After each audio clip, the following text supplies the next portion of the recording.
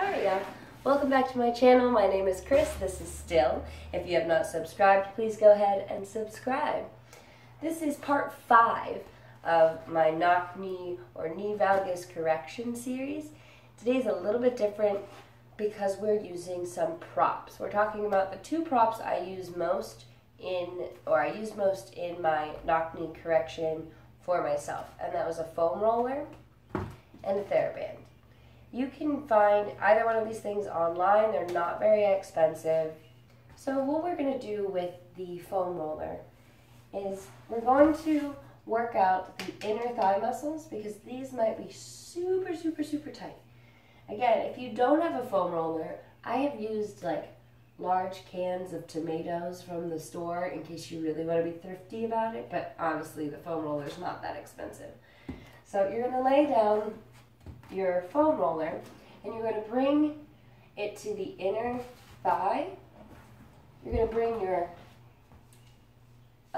let's say your right leg over top of the foam roller, and you're just going to begin to flex the toes of the right leg and roll out the inside of the thigh. So if you bring your forearms to the ground and you flex through the toes of the left foot, you can really get a good motion on this. I know it looks kind of crazy, but it's so good if you are experiencing an inversion in the hips, so your hips are turning in.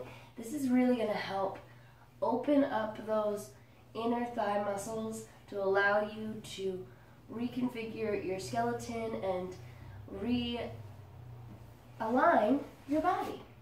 So you're going to do that for about 30 seconds on each side just to start out with, and you can add a little time to that, but don't go for too long because you don't want to overstretch or to bruise yourself. And again, each foam roller has a different density, so if you are really tight and you don't have a lot of intense musculature, like your muscles aren't really built up there, you do not need a hard foam roller or it's going to hurt you so bad.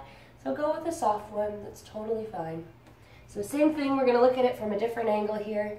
So my right foot is out behind me, my toes are on the ground, left leg kind of straddles over top of this foam roller, and I just roll from the inside of the hip out to the knee, opening up through the muscles. And that's it. Very simple, but also really good. Alright, let's move on. We're talking about your Theraband. So that is basically a piece of rubber strap. This is just going to intensify some of the exercises that we've already been doing together. If you're starting to get bored or you're feeling like you've graduated to the next level of this practice, but you still don't see the results you want to see in your knees, then I would grab one of these. These also come in different elasticities. Just go with the easiest one first. You're not trying to win any prize here. You just want to have it challenging enough for you. So for me, I try and make sure it's really smooth and open so that it doesn't cut off my circulation. I wrap it around my thighs and hold it with one hand as I come down onto my side. You're going to bring your heels together and you're going to do your clamshells, except this time you now have the resistance of the band. So it's just going to intensify your workout and maybe help as you start to plateau or feel like some of these practices are getting a little bit easy or mundane.